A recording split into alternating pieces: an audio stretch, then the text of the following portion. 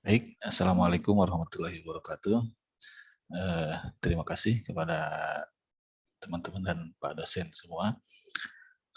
Kali ini mungkin kita akan membahas karya ilmiah yang alhamdulillah sudah selesai dari Ustadz Salman Zulfahmi dan Kang Afrizal. Mungkin kayaknya Ustadz Salman kayaknya yang sudah selesai dan Afrizal kayaknya yang lain udah ada yang selesai belum ya? Belum.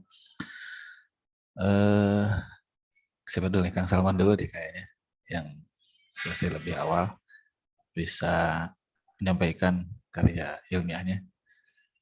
Saya Silakan. dulu, Oh saya silakan. dulu Kang Oh ya, Maran. enggak siap. Uh, siap, siap, siap.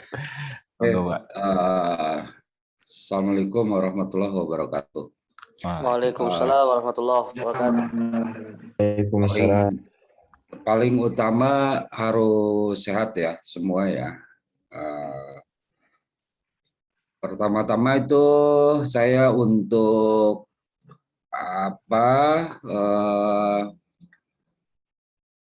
Kang Salman Zulfahmi. Gini Kang Salman, eh, itu ojo ke susu ya. Apa itu ojo ke susu itu? Yang rusuh. Apal orang Jawa Tengah. Gini, Salman Zulfahmi di apa namanya di paper itu nanti harus ada nama saya dan nama Pak Reza. Oh, Jadi jangan sendirian gitu. Itu ini Mas uh, saya tuh sudah memasukkan. Jadi nanti saya itu lagi ya ke mana ke jurnalnya untuk mencantumkan nama Bapak sama nama Pak Reza mungkin ya Pak. Jadi Oke, gini. Jadi apa namanya? Sekarang tuh eranya era kolaborasi. Pokoknya mas sendirian mah nggak populis. Yang populis itu bila jamaatan gitu, sehingga afiliasinya nanti menjadi banyak gitu kan. Jelas kan niscaya Pak Reza berkontribusi, kemudian kita juga nanti lihat apalagi kira-kira yang kurang kan gitu. Jadi memang yang paling terpenting itu kita punya naskah dulu ya. Satu punya naskah. Nah, kalau di dunia akademisi itu peer review itu merupakan sesuatu yang sangat berharga dan menjadi jejak menjadi jejak intelektual peer review itu. Jadi yang namanya peer review itu review sejawat ya, atau review ke bidang ahli, itu menjadi jejak akademik gitu, Kang Salman. iya Pak. Jadi benar-benar nanti kita lihat apa yang kurang di situ gitu ya, apa yang perlu diperluas, kemudian apa juga yang perlu dipotong, mana yang perlu ditata ulang, dipindahkan ke atas, ke bawah, dan lain sebagainya kayak gitu. Dan nilainya ada di situ, gitu. Nilainya ada di proses review itu. Semakin banyak artikel kita yang memberi sentuhan, ya semakin berpeluang orang berkontribusi ke situ gitu ya. Nah, bahkan artikel jurnal juga ada yang merekomendasikan tolong libatkan ahli bidang ilmu ini gitu. Ada juga jurnal yang kayak begitu. Mohon maaf, artikel ini misalkan kurang memenuhi kedalaman dari sasaran jurnal kami. Oleh karena itu disarankan Anda untuk menghubungi siapa sebagai expert atau ahli bidang itu. Nah, ada juga jurnal. Jadi penghargaannya itu proses review dari berbagai ahli itu itu merupakan jejak intelektual gitu ya, terhadap sebuah manuskrip. Nah, maksudnya kita bicaranya ke Kang Salman, tapi maksudnya untuk semua, untuk semua nanti kayak begitu. Itu ya Kang Salman ya. Ya, sebelum ini Pak, ini kan saya tuh sudah terlanjur memasukkan ke submit ke salah satu jurnal yang kemarin itu. Nanti saya ajukan berarti untuk penulisnya, untuk penyusunnya, penelitinya Bapak sama Pak Reza begitu ya di itunya. Enggak, yang udah terlanjur udah biarkan, bikin lagi aja. Bikin lagi aja. Tapi circle-nya tadi kayak gitu ya, maksudnya ya. Perlu nanti saya rekomendasi ke Direktur Pasca, misalkan coba minta masukannya atau ke siapa lagi kayak gitu kan. Gitu. Nah, meskipun demikian, misalkan manuskrip kita mangkrak, nah Bapak udah nyiapkan jurnal untuk tidak sama sekali terbit gitu. Ya, jadi ya boleh nanti kita submit ke jurnal mana sasaran kita, sampai pada akhirnya kemudian ke sasaran jurnal belum diakomodir, kita udah ngirim kemana-mana. Nah, Bapak udah nyiapkan wadah. Nah, ada beberapa jurnal yang bisa mewadahi dari hasil progres kita ini gitu ya. Dengan demikian maka jangan merasa cemas untuk tidak terbit, tinggal bergantung kapan dan di mana saja itu terbitnya gitu ya. Ya Pak. Terima kasih Pak. Dan sebelumnya minta maaf saya Pak. Dimaafkan.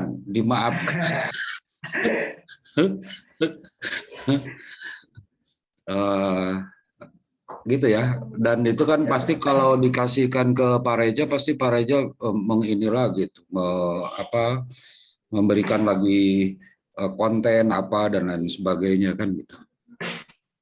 Kan bahkan bila perlu ditranslate nantinya apakah ke Injilizia atau Arabia kan kayak gitu. Ya, yang udah nggak apa-apa. Dan selamat, mudah-mudahan lancar juga ya untuk terbit ya. Amin, amin. Sekarang ini bukan presentasi ya. Selanjutnya ke siapa? Kang Aprijal ya. Kang Aprijal, kita semua jangan melihat similarity ya sebagai sebuah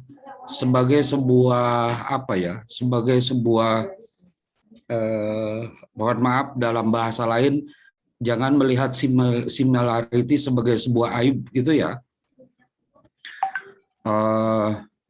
Karena ada pekerjaan kita setelah membuat manuskrip itu melakukan parafrase, memperkecil similarity. Nah, yang Kang Aprijal kemarin setelah dicek itu similarity-nya masih berapa ya? 24 ya? Masih 24. Nah, minimal nanti dikirim ke jurnal itu similarity itu harus maksimum 20%, Kang Aprijal. Kita coba share dulu di sini ya, punya Kang Aprijal ya.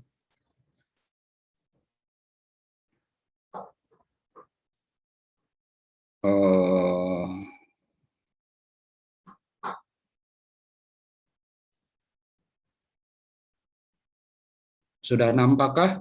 Sudah ya? Sudah, Pak. Oke, kita lihat dulu di ujung nih similarity. Similarity itu bahasa Indonesianya apa ya? Kemiripan, kemenyerupaan gitu ya. Kemenyerupaan itu bukan plagiasi, bukan. Kemenyerupaan itu. Ya, tapi similarity, kemiripan gitu. Nah, jurnal ilmiah similarity-nya itu maksimum 20%, ada juga yang 15%. Ini kemarin 24 tuh. 24. Jadi similarity-nya ke mana saja nih, ke sini ya. Universitas Negeri Jakarta, Muhammadiyah, ke sini gitu. Ya. Nah, kita lihat sekarang similarity-nya kemana aja. Nah, 20% itu untuk toleransi ini. Ini kan pasti kena gitu ya. Jadi 20% itu untuk toleransi ini juga kan gitu ya. Ini toleransinya nanti ke sini 20% itu. Terus ke sini, ini toleransi di sini. Ini kan nggak bisa diedit atau diparafrase, pasti begini gitu ya. Ini udah pasti begini, sama ini juga begini, toleransi 20 ke sini. Kang Aprijal sekalian aja ya ini ya, manfaat hasil penelitian gitu. Itu dihubungkan dengan di formula dulu kan manfaatnya untuk apa. Nah, copy paste di sini. Maksudnya copy paste itu bisa tidak konsisten.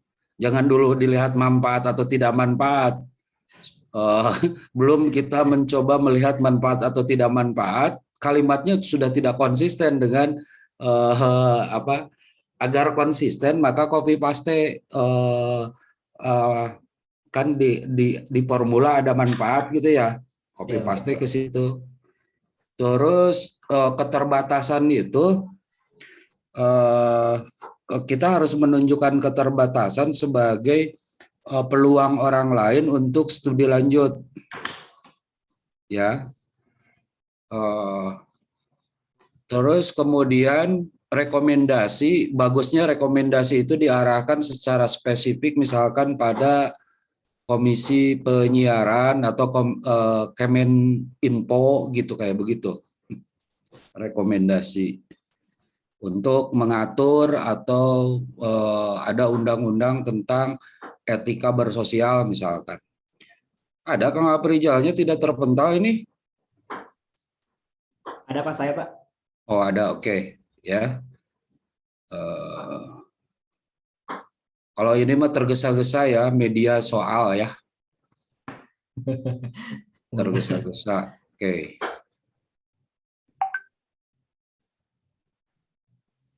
Insya Allah Pak, yang tipenya sudah diperbaiki. Tapi belum dikirim. Belum Pak, soalnya belum dilengkapi dengan yang manfaat dan rekomendasi. Oke. Nah, ini memang nggak bisa di ini kan, kalau ayat artinya ini kan pasti kena plagiasi kan, ya, karena kena plagiasi, tapi juga ditolerir karena nggak mungkin kita parafrase terhadap teks dan artinya. Nah, tapi kan toleransinya 20% tadi. Oke, toleransinya 20% tadi. Oleh karenanya, itu kan sudah ada teks itu di mana-mana. Nah, mengapa enggak cukup nomor saja gitu? Nomor hadis misalkan.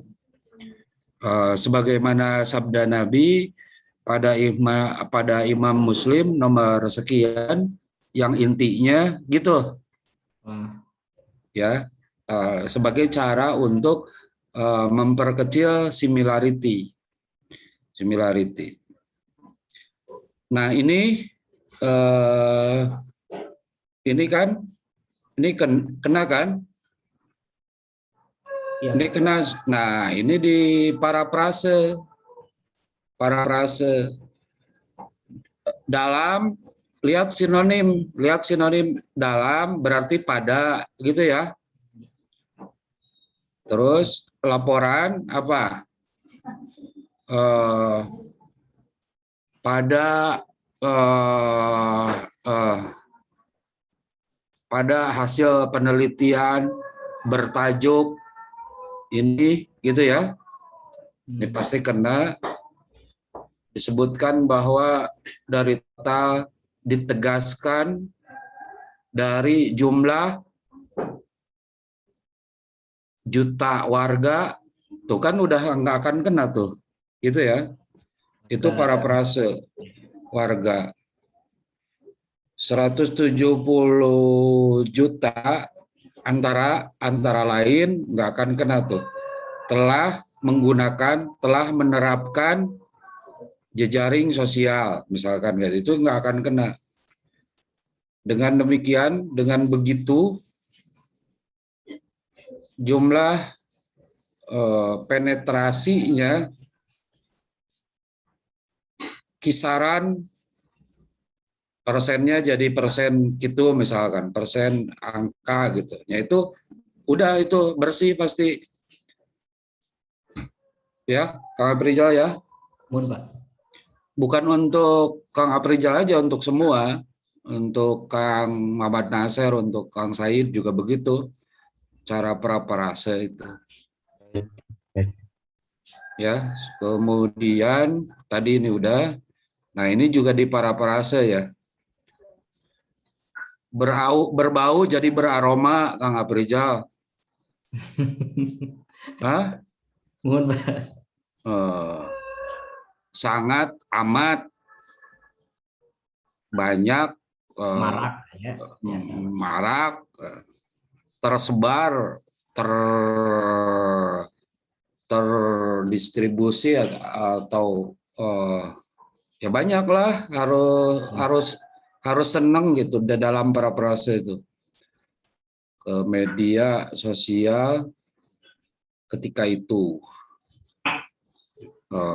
Kayak gitu ya caranya ya. Mohon. Ini juga sama paraprase, maka dia akan jadi hilang. Mulai dari persoalan politik sosial. Nah, mulai dari persoalan pindahin, mulai dari persoalan agama sosial dipabaliutkan gitu. Oh, bisa Ya, banyak di susunannya bisa di itu. ya kan eta keneh kan. Oh. Emang struktur kan, bukan struktur, ini politik, sosial, ekonomi, agama gitu ya. Mohon. Kan bisa pakai gaya sendiri, tak terkecuali agama. Ini juga sama lah ya, ini juga sama. Sama begitu,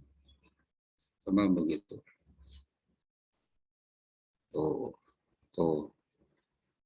Yang menjadi aib ya, kalaupun sebuah aib itu apabila ngegeblek dari sini ke sini belum, misalkan kan gitu ya, karena copy paste. Ini kan bukan, karena ngutip tapi belum diparafrase gitu ya, ngutip belum diparafrase,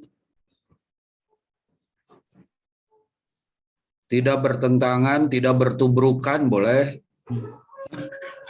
tidak bertabrakan boleh. Sesering mungkin lihat sinonim gitu.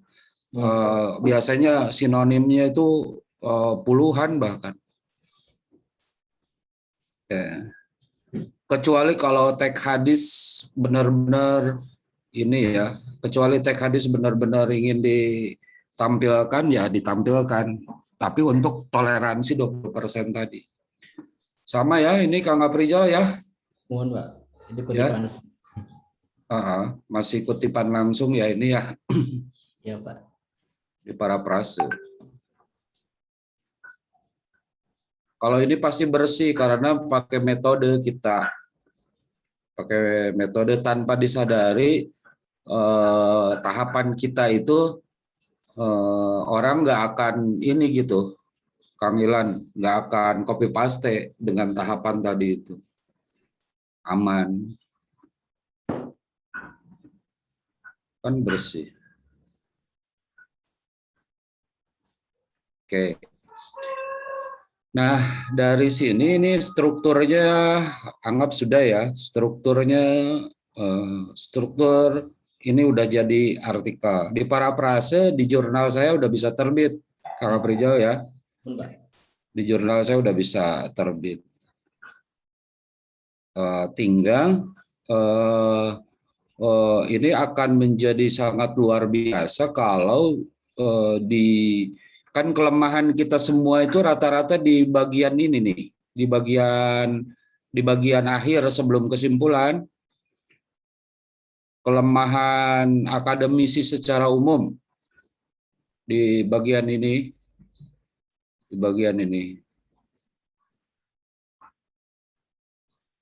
Tapi kalau berita itu adalah berita bohong, bagaimana?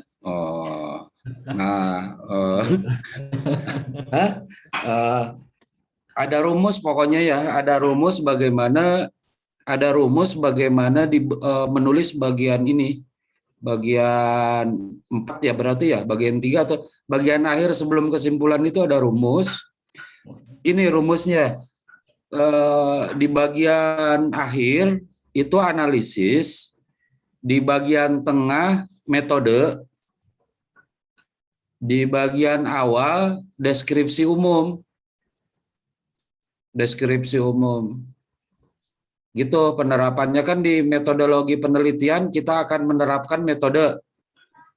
Nah, metode itu biasanya di bagian 2 dioperasikan. Akan menggunakan analisis, akan dianalisis. Analisis itu di bagian akhir sebelum kesimpulan, gitu. Nah, analisisnya itu begini. Analisis itu diskusi, discussion nih kan, pembahasan. Nah, diskusinya itu begini, mendiskusikan antara pertanyaan penelitian dengan tinjauan pustaka dan kerangka teori yang kita gunakan. Itu diskusinya. Jadi tinjauan pustaka itu teman diskusi gitu, teman diskusi di bagian pembahasan. Misal media sosial ini menggunakan teori apa, pertanyaannya apa, tinjauan pustaka yang terdahulu apa, dan tinjauan terdahulu apa, kemudian kerangka berpikirnya seperti apa, itu semua jadi bahan diskusi di akhir diskusi. Dari hasil diskusi itu titiknya adalah ketika kita sudah menemukan implikasi.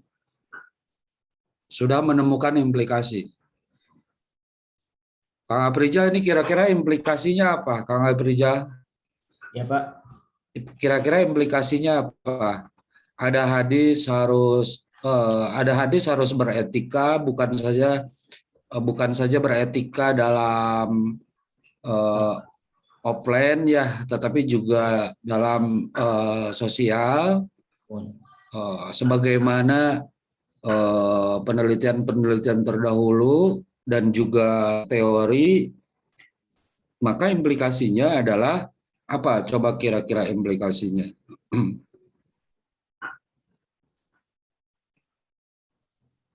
Pokoknya hasil analisis itu implikasi. Oleh karena itu tanyakan kembali apakah perlu disebar, gitu kan? Sebagaimana yang telah pokoknya sampai mendatangkan implikasi. Ya, Pak. Mendatangkan implikasi. Implikasinya itu gini,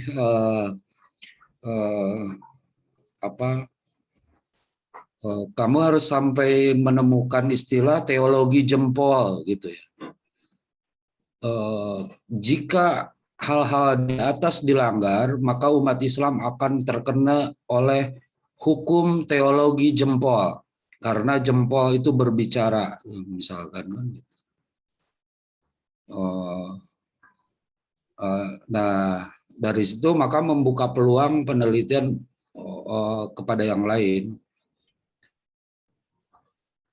Implikasi sampai implikasi. Gitu, Kak Berjal, silakan. Ada hal yang mau disampaikan, silakan. Iya, Pak.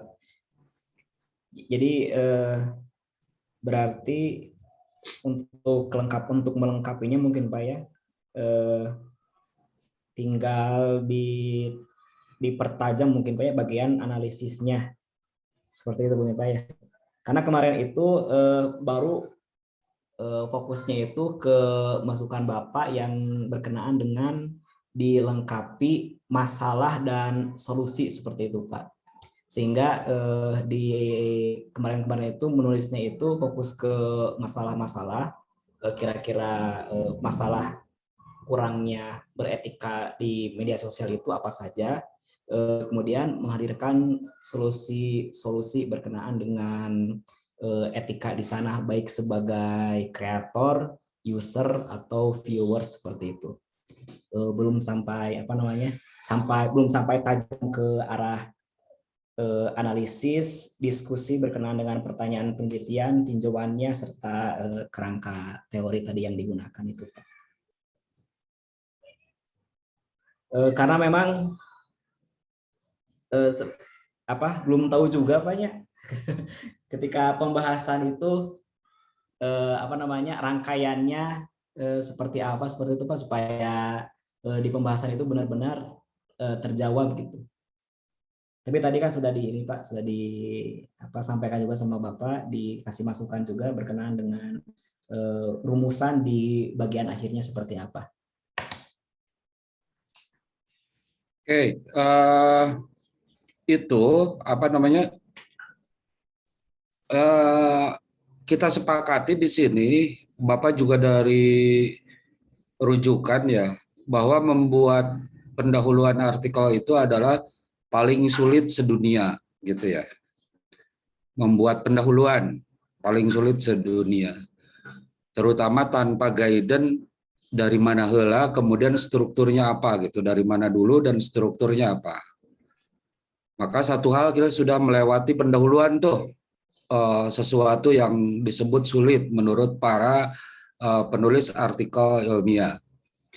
Dan kita berarti sudah sampai pada pertengahan sebuah penelitian ketika kita sampai di pendahuluan. Nah, di tingkat analisis, kalau teori kan gampang ya, tinggal literatur review ya. Metode juga tinggal mengaplikasikan kita menggunakan metode apa. Kalau syarah, kalau tahriz, kalau kontekstualisasi, itu kan tahapannya jelas ya kalau metode. Nah, terakhir di tingkat analisis ini sudah ke personal, ini ke masing-masing talenta akademisi gitu. Kalau sudah di tingkat analisis, mungkin jam terbang masuk juga di situ gitu ya. Kalau di tingkat analisis, walaupun memang ada rumusnya, yakni diskusi gitu, mendiskusikan antara pertanyaan penelitian. Diingat-ingat lagi aja di situ pertanyaan penelitian, kemudian tujuan gitu, kemudian teori yang digunakan dan penelitian terdahulu. Nah, itu diskusinya di sana. Waktu kita S1 kan melupakan tinjauan pustaka gitu, udah kemana ngalir analisisnya. Nah, kita nanti nih belajar. Tidak berarti Bapak kemudian analisisnya bagus ya, enggak ya, karena itu kan namanya juga tingkat analisis, tingkat ketajaman dan lain sebagainya kayak gitu ya. Bisa sangat relatif, namun harus diakui pasti ada workshopnya bagaimana kita melakukan analisa kayak gitu. Nah, pasti sebagai sebuah manuskrip itu udah selesai. Sebagai sebuah manuskrip manuskrip atau naskah artikel ilmiah sudah selesai. Tinggal kita eh, re resi gitu ya, melihat kembali gitu ya, melihat kembali apa yang masih perlu ditata, apa yang perlu dipotong, apa yang perlu diluaskan, kayak begitulah. Tuh kira-kira. Itu ya, bahwa tingkat analisis itu jam terbang lah, walaupun pasti ada rumusnya tadi. Rumusnya ya diskusi tadi, diskusi. Tambah lagi konteks diskusinya. Coba kalau jurnal, aduh mohon maaf ya, saya masih perlu data lapangan, Anda di metodenya tolong tambahkan survei. Ada juga nanti Kang Aprizal ngirim ke jurnal Sinta 2 misalkan. Aduh ini terlalu kualitatif ya, tanpa didukung oleh data lapangan, baru data-data library riset saja. Coba untuk dapat dimuat di jurnal kami, tambahin deh datanya Anda dengan survei lapangan, misalkan dengan survei lapangan. Maka nanti diskusinya ditambah lagi dengan realita gitu, dengan realita atau dengan fakta atau dengan data hasil studi lapangan tadi gitu. Nah, dalam konteks ini kita masing-masing nanti menilai, wah ini keren nih analisisnya gitu. Sebagai contoh misalkan ya jurnal indeks Scopus reputasi internasional yang punya UIN Surabaya itu analisisnya itu begini, dia fakta dibaca oleh teori dan hasilnya itu menjadi subjudul. Tadi kan subjudul poin 4 itu apa ya? Aprizal poin 4 tuh apa ya di situ? Kontekstualisasi ya. Iya Pak, kontestasi. Nah ada loh jurnal yang minta judul bukan judul kontekstualisasi, tapi hasil dari kontekstualisasi judulnya itu. Coba hasil dari kontekstualisasi. Ini teori, kemudian fakta atau data dibaca dengan menggunakan teori. Nah, ada jurnal yang minta subjudulnya itu hasil pembacaannya gitu. Kira-kira apa itu hasil pembacaan yang Kang Aprizal? Kan nggak langsung dek gitu kan? Kalau langsung dek nembak, dia akan menjadi judulnya gitu. Akan menjadi judulnya. Pak Jajang Ar-Rahmana misalkan Hasan Mustafa agen Belanda gitu, dia bukan biografi tapi Hasan Mustafa agen Belanda, deskripsikanlah dulu kedekatannya dengan Snokogronya gitu ya, pernah menjabat sebagai bupati gitu ya, sehingga terbukti bahwa Hasan Mustafa itu adalah agent dari kolonial Belanda. Maka subjudulnya Hasan Mustafa mata-mata Belanda gitu. Nah, yang Aprizal kan masih kontekstualisasi hadis tentang media sosial kan gitu. Nah, konon ini enggak membantu pembaca untuk fokus pada highlight atau pada sorotan atau pada stabilo yang digarisbawahi.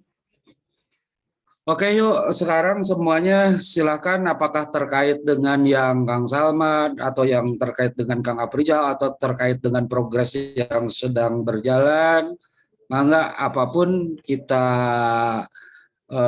gunakan waktu ini sebelum sampai zuhur tentu saja. Ya, mangga silakan kembali pada moderator. Silahkan kawan-kawan, barangkali ada tambahan. Mungkin saya dulu terkait parafrasa, Pak. Tadi kan Bapak satu persatu ya, kata per kata. Apa ada cara lain untuk membuat parafrasa, Pak? Nanti saya share caranya ya, ada 3 cara itu. Saya to the point aja ya, langsung 3 cara gitu. Cara pertama kutipan langsung. Boleh, Tapi kan kita harus punya toleransi 20% tadi gitu ya.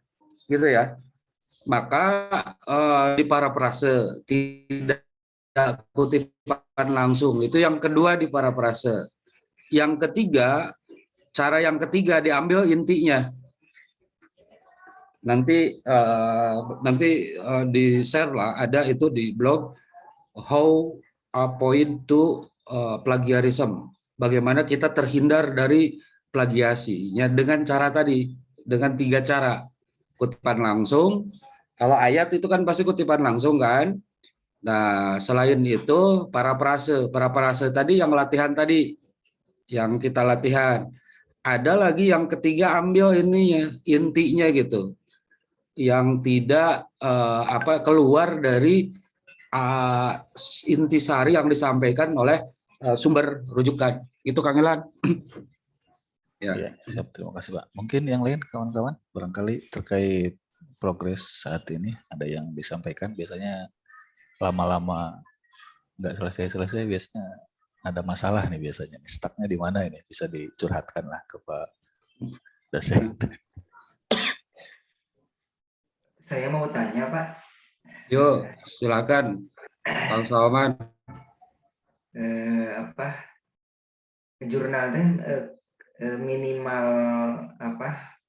maksimum dan minimum katanya itu apakah bebas atau setiap jurnal itu ada masing-masing? Kadang-kadang kan ada, kalau dilihat ya, misalnya ada membahas hadis tema A, tema sesuatu, ternyata hadisnya itu sangat panjang, kemudian jalur-jalur periwayatannya itu pun banyak gitu kan. Kalau masuk ke jurnal, kalau yang saya ketahui, yang saya lihat, jurnal itu kan pendek-pendek. Itu bagaimana Pak Wahyu, Pak Dekan?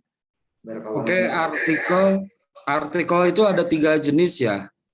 Pertama, artikel konseptual, yang kedua artikel eksperimen, yang ketiga artikel prototype. Prototype itu produk. Misalkan kita membuat aplikasi dan aplikasi itu adalah produk gitu ya. Nah, beda itu 3 artikel itu, beda itu.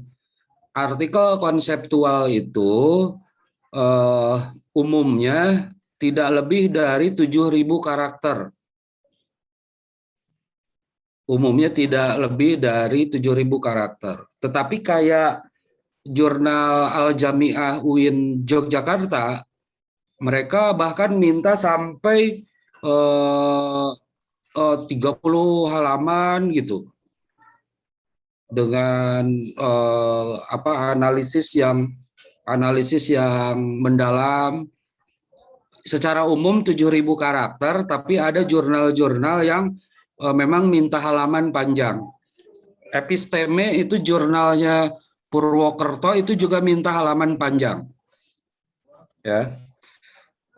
Nah, kalau prototype itu hanya 1.500 juga cukup, sekitar 4 halaman itu kalau artikel prototype. Artikel eksperimen juga kisaran itulah, kisaran itu. Nah, kalau artikel konseptual antara di 4.000 lah gitu ya. Yang tadi maksimumnya 7.000 karakter, 4.000, 5.000. 4.000 itu sekitar 10 halaman itu. 4.000 karakter itu sekitar 10 halamanan kalau dijumlahkan. Gitu, Kang Salman ya. Udah sangat jelas tuh. Ya cukup, Pak. Terima kasih, Pak. Silakan yang lain kawan-kawan. Mungkin saya ya. Silakan Ustaz. Iya, alhamdulillah. Kalau di apa istilahnya keluhan saya misalnya, untuk jurnal sih, alhamdulillah untuk jurnalnya Pak Muhyiddin ini udah hampir selesai sebetulnya. tinggal perhatian di hasil pembahasan. Nah, tapi yang membuat agak terlambat lah gitu. Ini karena ini Pak, yang saya alami itu dalam 1 minggu bisa jadi mungkin ada 2 jurnal yang harus dikerjakan. Dan itu yang bikin bingung nih mau yang mana duluan yang dimulai gitu. Apalagi ada satu yang modelnya mungkin 1 minggu harus selesai 1 jurnal, kaget kan? Belum pernah biasa bikin jurnal, tiba-tiba langsung disuruh 1 minggu jadi 1 jurnal gitu. Masya Allah banget. Nah, terus yang permasalahan yang kedua lagi, setiap dosen ini memiliki kategorinya masing-masing gitu Pak. Kan kita kan alhamdulillah ya belajar dengan Bapak dosen ini Pak Dekan Pak Yudin itu dengan cara sistematis yang bagus gitu. Kita kan sudah terbiasa dengan metode yang Bapak berikan gitu. Nah, tapi ketika di dosen lain taunya berbeda gitu. Nah, itu yang bikin bingung lagi nih, kita gimana nih cara mau melakukannya gitu. Nah, di situ sih yang bikin sedikit kebingungan kalau anak pribadi gitu. Jadi pertama satu yang harus minggu harus jadi, yang kemudian udah kayak gitu beda juga lagi caranya dengan cara yang telah kita pelajari gitu dengan Bapak. Makanya jadi bingung gitu. Itu sih Pak. Oke. Jadi ada kategori ya, ada kategori orang yang diminta oleh pihak jurnal. Misalkan setingkat Azumardi Azra, Amin Abdullah, atau penulis-penulis populer, itu ada yang diminta oleh jurnal. Nah, Bapak juga kadang ada permintaan, kita mau terbit nih, bisa nggak menyiapkan paper sekitar 1 minggu misalkan kan gitu. Nah, maka itu udah jelas kan? Udah jelas tinggal dilihat bagaimana gaya selinggung di jurnal tersebut gitu ya. Kemudian strategi yang kedua, cari lingkup jurnal tersebut. Di jurnal itu pasti selalu ada aim and scope, tujuan dan lingkup jurnal gitu. Misalkan kita nulis artikel hadis, kira-kira masuk nggak ya ke jurnal pemikiran Islam. Nah, lihat juga yang diterbitkan oleh mereka itu ada nggak di jurnal pemikiran Islam terkait dengan hadis gitu ya. Tapi itu peluangnya sedikit karena mungkin mereka lebih menekankan pada paper pemikiran gitu ya. Yang ketiga, lihat yang skupnya memang untuk lingkup ilmu kita. Misalkan banyak sekali el-sunnah, kemudian diroyah, kemudian riwayah, gitu ya. Kemudian ada yang spesifik Al-Quran dan hadis, kayak begitu. Nah, pastikan jurnal itu semua dipilih ya untuk kemudian mengikuti ketentuan-ketentuan dari mereka. Dan sebagai trik kemarin saya sampaikan ke Kang Salman itu jangan dikirim ke sana karena itu sudah terbit untuk 2021. Kan rata-rata jurnal terbitannya itu 2 kali dalam setahun. Misalkan volume 1, nomor 1 dan nomor 2. Berarti mereka sudah terbit 2 kali di dalam 1 tahun. Kalaupun kita ngirim ke sana, itu pasti peluang terbitnya di 2022 kayak gitu. Kecuali masih ada slot di jurnal tersebut. Nah, cari yang sekarang itu Desember ini nih musim penerbitan nih, yang belum menerbitkan untuk nomor 2. Rata-rata kan 2 kali itu menerbitkan artikel gitu ya. Nah, yang terakhir terkait dengan ini, pokoknya yang Bapak sampaikan ini universal ya, Ustadz ya. Universal dan istilahnya itu ada istilah interogasi. Interogasi itu benar salahnya bukan menurut bukan menurut antum dan bukan menurut saya, bukan benar menurut Muhammad Fikri, bukan benar menurut Wahyudin Dharma Laksana, bukan, tapi harus benar menurut panduan, gitu. Panduannya sebagai polisi, akhirnya muncul satu kesadaran dan kesepemahaman bersama, oh ini perlu direvisi, oh ini perlu diperbaiki, gitu. Nah, ketika harus diakui, dosen-dosen itu banyak punya model, tetapi model satu-satunya yang paling absah adalah panduan sebagai polisinya, gitu ya. Nah, yang terkait disampaikan di kelas ini, itu keseluruhannya merupakan keseluruhan yang ada di dalam hasil penelitian. Di situ ada rumusan, ada tujuan, ada manfaat, ada kerangka berpikir, ada tinjauan pustaka, ada penelitian terdahulu, ada latar belakang. Nah, kadang jurnal mengkomposisinya beda-beda, tapi bagian-bagian itu tetap ada, gitu.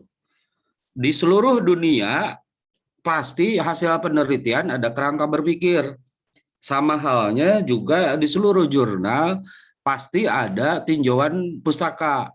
Walaupun kadang jurnal ada yang menyimpan tinjauan pustaka di bagian pembahasan nomor 1, ada yang nyimpennya di bagian pendahuluan, gitu.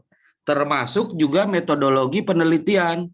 Ada yang mengintegrasikan dengan pendahuluan, ada yang memisahkan antara pendahuluan dengan metodologi penelitian, gitu. Dan kalau misalkan Bapak bahwa metodologi penelitian itu terdiri dari 4, 1 pendekatan dan metode, 2 jenis data dan sumber data, 3 teknik pengumpulan data, 4 teknik analisis data, itu benar menurut panduan UIN Sunan Gunung Jati Bandung, kayak gitu. Walaupun itu dosen UIN Sunan Gunung Jati Bandung memiliki pendapat lain yang bagus, tetapi tidak sesuai dengan panduan, maka kita salah, kayak gitu. Gitu, Ustadz Muhammad Fikri ya. Jadi akademisi ini otonom dengan pandangan-pandangan dan keahliannya, tetapi kemudian kembali pada konvensi aturan yang dipergunakan oleh pendidikan tinggi dalam sebuah pedoman. Dan ketika kita mau masuk ke jurnal lain, otomatis juga kita harus patuh terhadap gaya selingkung yang ditetapkan oleh jurnal tersebut, gitu. Contohnya, beberapa jurnal harus mencantumkan 1 kalimat latar belakang di abstrak. Tapi beberapa jurnal yang lain ada yang langsung minta tujuannya saja, kayak gitu. Penelitian ini bertujuan menganalisis, misalkan, kan gitu. Tetapi ada juga jurnal, tolong sebutkan dulu 1 kalimat latar belakang penelitian ini, gitu, di abstrak, gitu. Dan apa yang saya sampaikan itu insya Allah universal dan teruji, sudah teruji. Tinggal perkara bagaimana mengkomposisinya, kita akan lihat gaya-gaya selingkung jurnal yang kita tuju, gitu. Itu ya, Ustadz ya. Pak, syukur Pak nih Pak. Ada satu lagi Pak. Ya. Saya sedikit lumayan tegang juga ya pas lagi dengar katanya setiap jurnal itu mengeluarkan cuma hanya setahun 2 kali ya.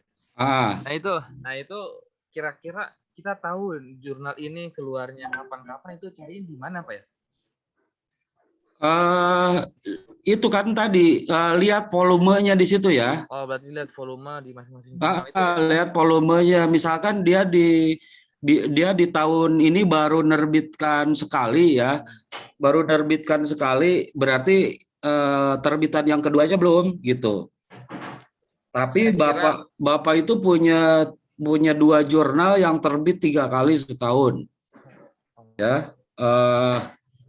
Kemudian orang lain cuman menerbitkan 5 judul, Bapak 1 terbitan sampai 20 judul. Wah, alhamdulillah. Ya. Selain itu Bapak juga punya jurnal konferensi series. konferensi series itu akan menampung, misalkan di sini ada 9 artikel, maka akan diterbitkan 9 artikel itu bergantung judul, misalkan seminar kelas pascasarjana ilmu hadis semester 1 misalkan gitu. Gitu. Mapi masako dalam hal itu. Ya. Tinggal menentukan gitu, kalau jatuh cintanya ke satu, ya itu satu itu gitu, jangan melirik-lirik yang lain gitu sasarannya. Ya. Syukran ya Pak. Nah di jurnal konferensi series yang Bapak itu bisa sembarangan terbit kapan aja, berapa saja, asal ada judulnya bahwa artikel-artikel ini diterbitkan pada presentasi makalah kelas magister ilmu hadis semester 1 pada gitu. Bisa jadi itu juga satu kelas semuanya langsung gitu Pak ya. Kecuali Salman karena udah mengirim ke jurnal lain atau bikin lagi. Gitu. Silakan, Pak, yang lain. Silakan, Teh Salma.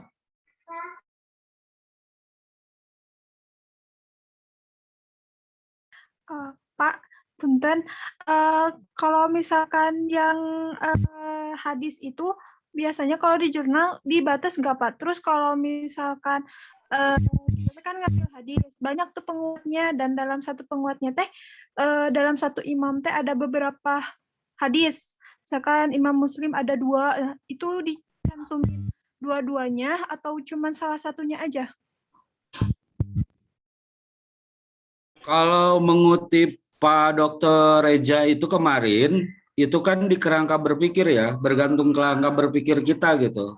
Jadi penulis memiliki otoritas untuk membawa kendaraan penelitian ini ketika mau ke Jakarta bebas, apakah mau melewat tol, apakah mau lewat udara, atau melalui jalan biasa. Ketika melalui jalan biasa terserah apakah mau mampir dulu di Cianjur gitu ya, atau mau ke Depok dulu lama-lama di situ baru nanti ke Jakarta. Nah itu akan bergantung di kerangka berpikir sih. Jadi ada otonomi kitanya di situ gitu ya. Ada otonomi kita di situ. Reviewer itu nanti kadang hanya saran aja, hanya saran, masukan kan gitu terkait dengan makanya ada review qobla terbit itu menjadi sangat bermanfaat untuk menakar sistematika atau struktur atau konten substansi insi artikel kita gitu. Nah nanti misalkan dengan Pak Reza ini kan kerangka berpikirnya begini, tapi kok jalannya begitu, kan itu nanti bisa kelihatan, Kemarin Pak Reza bilang begitu kan, ada otonomi penulis di situ, dia akan kembali pada kerangka berpikir kita selama ya, akan kembali pada kerangka berpikir. Gitu. Jadi dibikin dulu ini, Salma dibikin dulu peta konsep. Peta konsep itu di kertas ya, dari sini mau ke sini, dari sini mau ke sini, dari situ mau bicara ini, kayak gitu terus gitu. Nah itu kemudian yang menjadi rute, Nah ketika misalkan, ketika kita misalkan dari tujuannya dari Bandung mau ke Jakarta, tapi kemudian kita mengabaikan area rest di situ, gitu ya.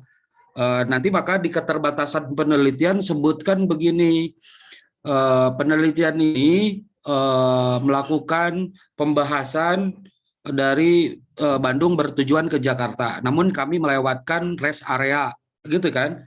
Namun kami melewatkan rest area. Oleh karena itu, bagi peneliti lain barangkali silahkan untuk singgah di rest area, melihat kira-kira ada apa aja di sana. Gitu ya, atau dalam konteks lain kami akan penelitian ini melakukan syarah hadis, tetapi penelitian ini mengabaikan analisis kebahasaan, gitu ya, mengabaikan analisis kebahasaan atau mengabaikan analisis sebab urud, gitu ya. Nah, sebab urud karena apa? Ya misalkan karena kurang referensi gitu ya, kurang kuat di aspek itu, maka itu nanti menjadi kejujuran kita untuk mereka yang mau melakukan syarah, ada bagusnya dilihat dari semantika gitu ya, analisis kebahasaan, dilihat juga dari sebab urut untuk melacak sebab urutnya, apakah sebab urut langsung atau sebab urut mahaulal hadis, kayak gitu. Harus disadari benar. Nah, secara keseluruhan menulis itu harus mendatangkan spiritual ya. Spiritual itu dalam pengertian harus asik gitu ya, harus enak gitu, harus sebagai pelatihan bagi membereskan nalar, membereskan rute, membereskan analisis gitu. Yang pasti dengan berbagai kekurangan-kekurangannya. Ketika menulis masih beban, ketika menulis masih belum enjoy, berarti kita belum sampai pada tujuan penulisan sih sebenarnya. Ya, belum sampai pada tujuan penulisan. Nantinya kita bukan lagi orang lain yang ngontrol, tetapi benar-benar penelitinya yang supir, sadar betul bahwa saya nggak ke sana tapi saya ke sini gitu.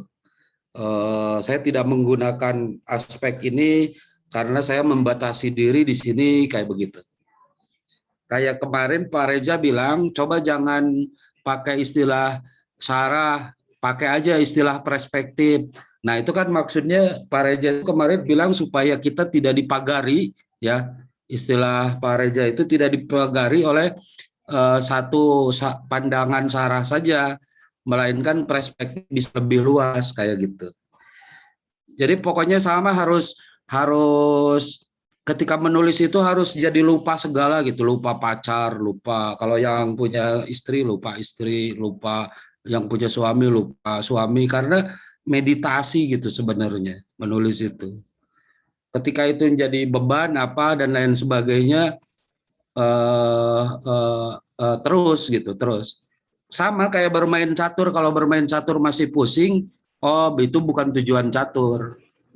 Ya, tapi nafsu ini ingin mengalahkan orang lain mungkin. Catur ya. Kan catur itu olahraga otak kan gitu ya. Oleh karenanya ketika bermain catur jangan pening di ujungnya tuh, tapi harus jadi malah otaknya malah menjadi ini gitu, terdeprag atau terinstall lah kayak begitu. Harus senang. Makanya kalau untuk lebih senang lagi, tadi saya usulkan kan writing camp, kemah menulis atau pengasingan menulis di pulau selama di pulau kita benar-benar membaca data apa, cara mengumpulkan datanya dengan seperti apa gitu ya. Kemudian teorinya mau digunakan teori apa. Nah, itu sampai kita melihat handphone yang menjadi autis ya. Nah, kita juga pada peta konsep penelitian itu harus autis terhadap lingkungan. Kecuali Said kalau diganggu oleh anak lebih utama kan itu Said kan. Daripada ini. Makanya Bapak senang kalau di kafe ya kita petakan di bor. Saya kok jadi ke sini ya? Kok saya jadi tersesat ya? Nah itu gitu. Keasikannya itu harus sampai di situ gitu. Harus jadi seneng lah pokoknya mah gitu. Ya. Kan kita dilahirkan oleh Allah Subhanahu wa taala sejak awal sebagai peneliti. Mengamati gitu ya. Mengamati, mengobservasi, menganalisis, menyimpulkan sementara, kan kayak gitu. Meraba-raba gitu kan. Mengambu-ngambu, mengapa dan lain sebagainya kan gitu. mantap itu kalau sudah begitu gitu. Apapun akan menjadi data bergantung perspektif yang kita gunakan. Bapak cuma ini aja bisa jadi satu judul kan, jika nalarnya dipahami bahwa ini fakta nih, Terus kemudian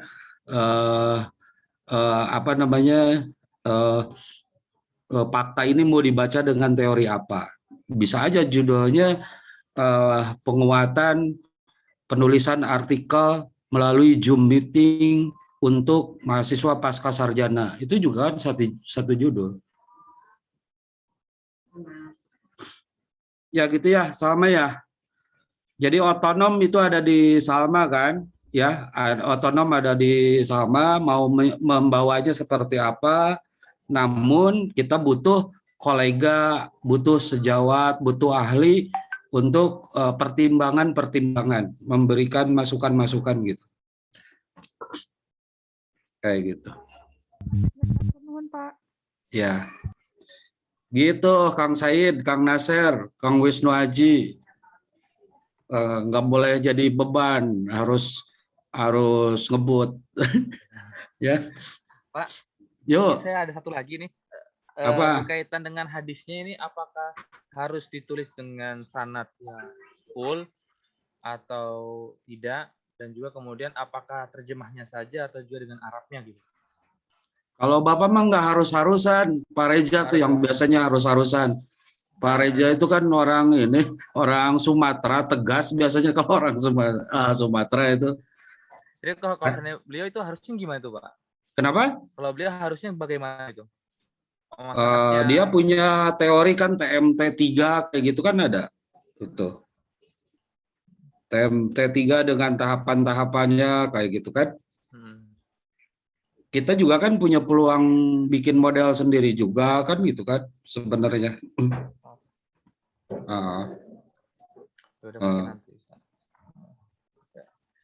Soalnya Pak, mudah-mudahan hari ini atau besok sudah selesai nih saya.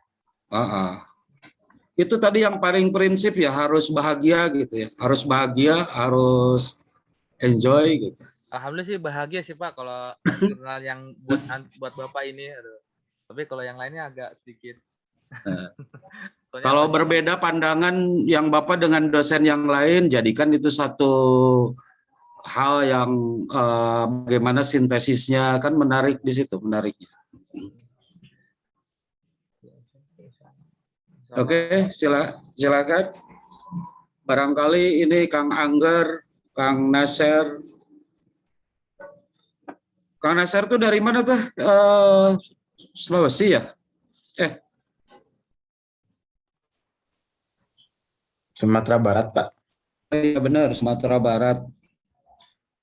Itu satu konsul dengan Pak Reza tuh. Oh, Pak Reza Sumatera Barat juga, Pak. Sumatera pokoknya mah. Iya. Sumatera pokoknya. Silakan, monggo ada yang lain. Saya dulu Pak, mungkin Pak ada lagi Pak. Ya. Yang saya lihat nih Pak, mudah-mudahan salah nanti bisa dikoreksi. Setiap penulisan artikel lah ini di rumusan masalah atau pendahuluan kan biasanya di situ yang saya baca itu selalu ada apa ya, pertentangan atau mungkin ya pertanyaan-pertanyaan gitu. Nah, bagaimana caranya sebuah artikel itu ketika kita ingin hanya mengungkapkan misalkan tokoh ataupun suatu pemikiran gitu Pak, apakah harus ada pertentangan dulu dengan yang lain atau hanya menjabarkan pemikiran dia saja Pak? Saya jawab secara matematis ya, panggilan ya. Kalau mahasiswa S1 deskriptif. Deskriptif itu tidak usah ada masalah. Misalkan saya mau melihat dengan perspektif, saya mau lihat masjid dengan perspektif arsitektur, misalkan. Ya sudah, narasi saja. Nggak usah ada problem. Mengapa nggak usah ada problem? Memang penelitian mau menyelesaikan problem. Kan nggak semua penelitian mau menyelesaikan problem kan? Nah, bayangin itu kan nggak usah ada pertentangan. ada masjid gaya Arab dengan gaya lokal, maka berantem, nggak usah kan? Tapi cukup melihat fakta masjid dari perspektif arsitektur. Nah, kan nggak usah ada masalah. Mengapa nggak usah ada masalah? Karena tidak semua penelitian untuk menyelesaikan masalah. Ngerti nggak? Ada juga penelitian yang pura-pura mau menyelesaikan masalah, tapi ternyata tidak juga dia menyelesaikan masalah, gitu ya. Nah, mengapa penelitian itu proposal harus ada masalah? Itu pengaruh sosiologi saintifik. Jadi sosiologi yang dipengaruhi oleh eksakta, dipengaruhi oleh sains dan teknologi. Kalau sosiologi murninya nggak usah ada masalah. Justru dia mengungkap fakta bagaimana menjadi sebuah teori gitu kan. Kalau yang murni kan menjadi teori baru. Contoh sejarah, apakah harus ada masalah sejarah? Enggak kan? Enggak. Sejarah itu akan bergantung pendekatan heuristik, apa itu ya sejarah itu? Pendekatan heuristik, pendekatan apa gitu kan? Jadi menyoroti sesuatu berkaitan dengan sejarah bergantung pendekatan yang digunakan. Oke, ya. Nah, tapi kemudian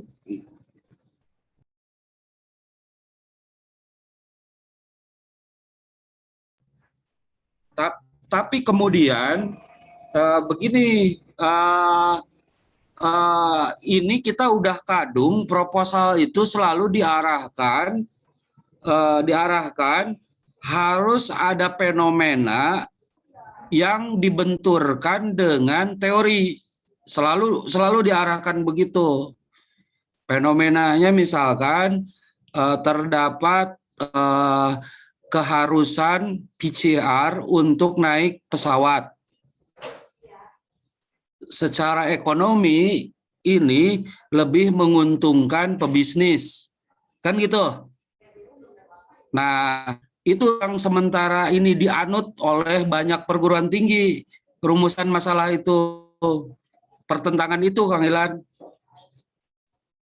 Jadi fakta fenomenologis belakangan ini pemerintah Indonesia mewajibkan PCR bagi penumpang pesawat terbang. Bahkan berlaku hanya 2 kali 24 jam. Dengan demikian, maka penumpang pesawat terbang harus melakukan 2 kali PCR, yakni keberangkatan dan kepulangan. Hal ini secara teori ekonomi bukan pro pada masyarakat, misalkan, melainkan lebih menguntungkan kapitalisme. Maka disitulah kesenjangan, disitulah gap, disitulah problem, gitu ya. Kalau mau melihat dari situ, asal jangan lupa dianalisisnya latar belakang itu jangan dilupain. Sering loh anak-anak di skripsi itu berangkat dari sebuah latar belakang, tetapi pas pembahasan dilupain. Alih-alih mau menyelesaikan masalah tersebut, latar belakangnya juga lupa, kan gitu ya. Aduh, apa ini latar belakang di awalnya, kan gitu. Ya sudah ajalah kita masuk pada keumuman di mana latar belakang tadi harus begitu. Jadi masalah fenomenologis dan masalah teoritis untuk menjadi sebuah rumusan masalah. Nah, yang contoh Bapak tadi, dengan demikian, apa itu PCR, gitu ya? Bagaimana peraturan tentang protokol kesehatan COVID berkenaan dengan PCR, gitu ya. Bagaimana PCR perspektif ekonomi. Nah, gitu kan rumusannya. Gitu. Karena memang panduan UIN juga harus begitu. Paduan itu mau nggak mau harus di situ ada latar belakang fenomenologis dan harus ada latar belakang teoritis, di mana latar belakang fenomenologis dan teoritis yang dianggap sebagai gap, yang dianggap sebagai sesuatu yang tidak nyambung, itu jadi problem. Gitu. Kayak yang Salma, banyak orang yang masih meniup makanan. Nah, itu jangan asumsi, harus data. Harus data, ya. Misalkan ada satu tradisi di mana tradisi tarekat tertentu, makanan itu harus ditiup. Sementara menurut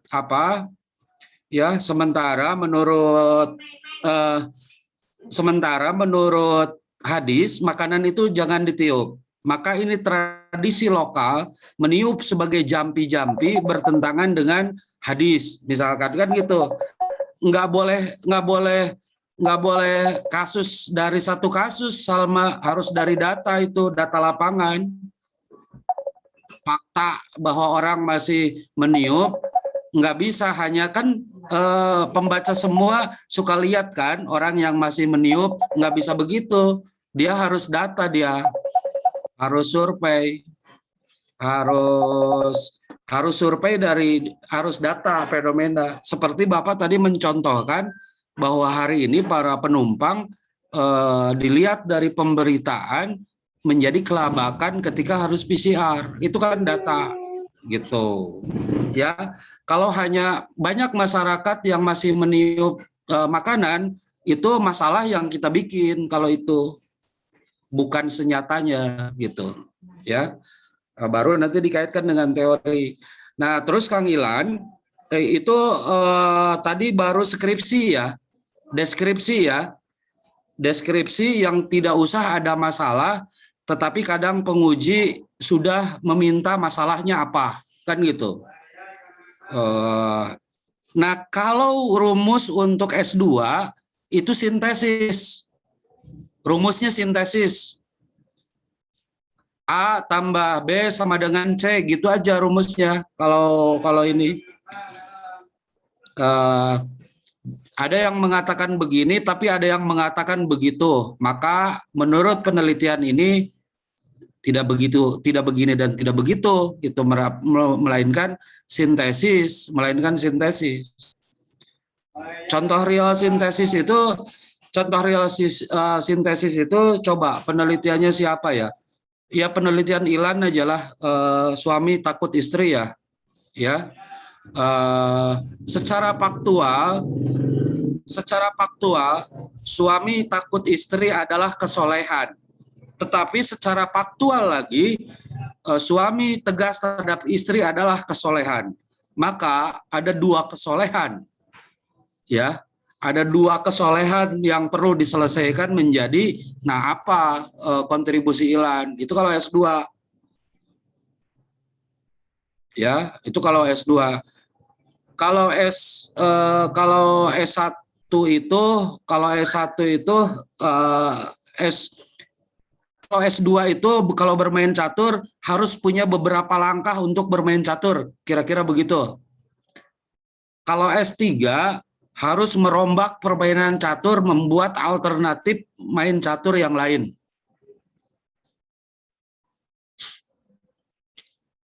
Nah, ini kan semua teori semua, dah Bapak mah nggak suka lah berteori terusnya, sama-sama ingin praktik gitu ya. Ilan misalkan udah mau masuk ke S2 nih, yuk sintesis dari problem Ilan itu apa gitu, biar latihan untuk tesis. Ya, nyari sintesis gampang kayaknya problem Ilan itu sintesisnya. Dari tadi juga sekilas kayaknya udah masuk juga gitu ya. Taat pada istri, taat pada suami adalah ketaatan. Sebuah kesolehan. Tetapi juga laki-laki takut istri dalam konteks tertentu adalah kesolehan. Nah, itu kemudian disintesiskan dua hal itu. Udah zuhur. Nggak boleh nembus zuhur. Nah, ini juga gini, boleh jadi penelitian. Suatu saat di pendidikan tinggi pascasarjana yang tidak disebutkan namanya di sini, ada satu perbincangan sampai menembus zuhur. Padahal gitu ya, bentuk ketaatan dan ketakwaan itu as-sholatu ala waktiha, kan gitu. Nah itu problem juga kalau mau diangkat. Hah? Tapi konteksnya nanggung kan gitu. Judul Pak ya, Pak ya? Hah? Jadi bisa banyak tuh nih judul ya. Ya maksudnya harus dari fakta, nggak boleh dari ngebayang-bayang. Gimana ya jika ada orang jangan dari bayangan-bayangan gitu, harus dari fakta gitu ininya. Persoalan fenomenologisnya harus dari fakta. Cara Ya. penulisan faktanya itu gimana tuh Pak? Nanti Kan lihat fakta kamus, dari ada data, gitu, ada fakta, ya, ada data, ada fakta. Nah, fakta biar menjadi data, lihat teknik pengumpulan data. Ya, teknik pengumpulan data itu ada 3 atau 4. Pertama dokumentasi, yang kedua wawancara, yang ketiga pengamatan. Nah, jadi enak resep sebenarnya Pak Kang menerapkan metode pada yuk pengamatan tuh gimana gitu, dokumentasi itu gimana gitu, ngerekam itu gimana, kalau mau pendekatan pakai pendekatan yang sedang ramai itu pendekatan, aduh lupa saya menyebutkannya pendekatan apa. Jadi yang selama ini nggak asik itu karena nggak terintegrasi antara teori metode gitu, teori metode tahapan dan lain sebagainya. Jadi nggak asik penelitian. Tapi kalau kawal itu semuanya, weh seru banget itu. Nah tadi kan mencari bagaimana fakta menjadi data, masuk ke teknik pengumpulan data, ya. teknik pengumpulan data gitu. Yang secara umum teknik pengumpulan data itu 4. 1 pengamatan, kedua observasi, ketiga wawancara, keempat dokumentasi, kelima studi pustaka, kayak gitu. Analisisnya gimana? Analisisnya 3 juga. Pertama diinventarisasi, yang kedua diklasifikasi, yang ketiga diinterpretasi. Gampang. Pokoknya Bapak seumur hidup nggak pernah ngomong variabel, nggak ngerti Bapak itu variabel. Bapak mah ngomong metodologi penelitian pakai bahasa sehari-hari.